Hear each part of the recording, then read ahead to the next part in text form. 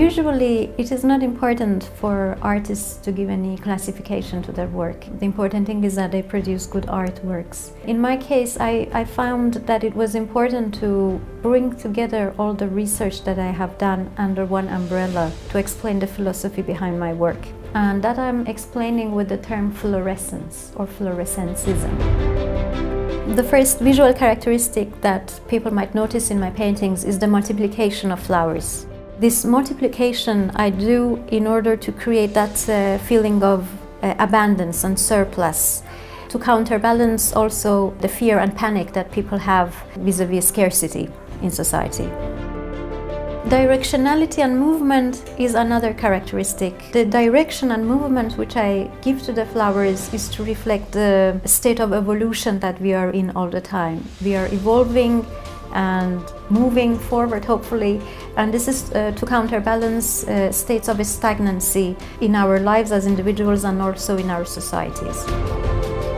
Point of infinity and luminescence is another characteristics in the paintings. The flowers go towards an infinite point and get lost in a certain light. This is to reflect the fact that the deeper we go in anything around us, the more it is difficult to make a distinction between beings and between things. This is the point of interconnectedness that we have as humans living on Earth. The appearance of ancient symbols and archaic symbols for warmth and beauty is another characteristics in the works. I usually get these images during meditations that I do in preparation for the paintings, and with this I wish to get us in touch with our common roots of civilizations. This meditative imagery in the paintings is another main pillar of the visual characteristics that I have in the paintings. Usually with my paintings I write poetry, and the experience in the poetry is reflected in the paintings, and there is like an engraved prayer almost in every image. Prayer not in the traditional form of reciting, but in terms of the wish from a heart, and that translates itself into an image during my meditations. Georgia O'Keeffe, the American female painter, created a very interesting floral language in painting. I have humbly picked up that floral language and I'm trying to develop it further and give it new meanings.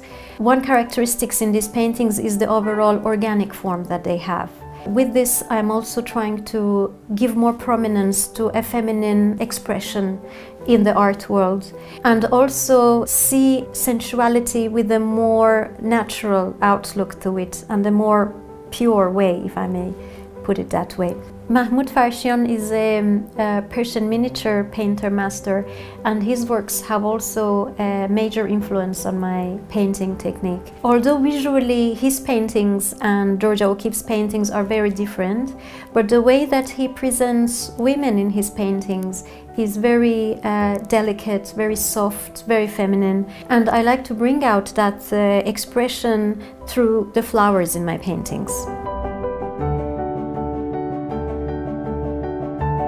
A vibrant color palette is another characteristics in the works, and by these vibrant colors I'm trying to reflect the freshness in life, a life which is renewing itself. Regarding the brush strokes in my paintings, I try to be as expressive as possible and yet controlled and disciplined. This is where dancing comes into the picture. I practice dance during painting because in dance you are expressing your emotions, but you are doing it in a disciplined way. And I find that is in a way respectful towards my audience, that I'm not just blurting out the emotions in their face, but I'm doing it in a controlled way. Mahmoud Farshian's paintings are again an influence in my brush strokes. His brush strokes are very expressive but very disciplined at the same time. It's controlled movement. Another issue that I'm hoping to address is also the nurturing aspect of female lives and female artists. I'm not a mother yet myself, but I do take inspiration in children. I was teaching at schools for a number of years, and I do spend time with children as much as I can and get inspired by them.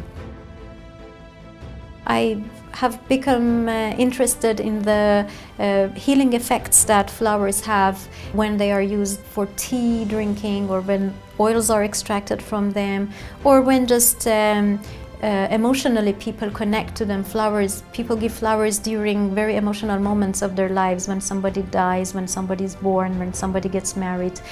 And I think it's not a coincidence if, for example, the dandelion flower is picked by children and blown away to make a wish in so many different countries, be it in the east, be it in the west, be it northern countries, southern countries. It cannot be a superficial coincidence. So I try to match the healing effects of each flower with the theme of the paintings that I'm using them in. Art critics and historians are, of course, free to categorize my work as they deem fit. Just from my personal view, it is important for me when creating an artwork that I find an angle of view in which a flowering can happen in any given situation or condition, on an individual or collective level. And this angle of view basically sums up my artistic concept of Florescencism. Florescencism is a philosophy of flowering with a floral language in painting.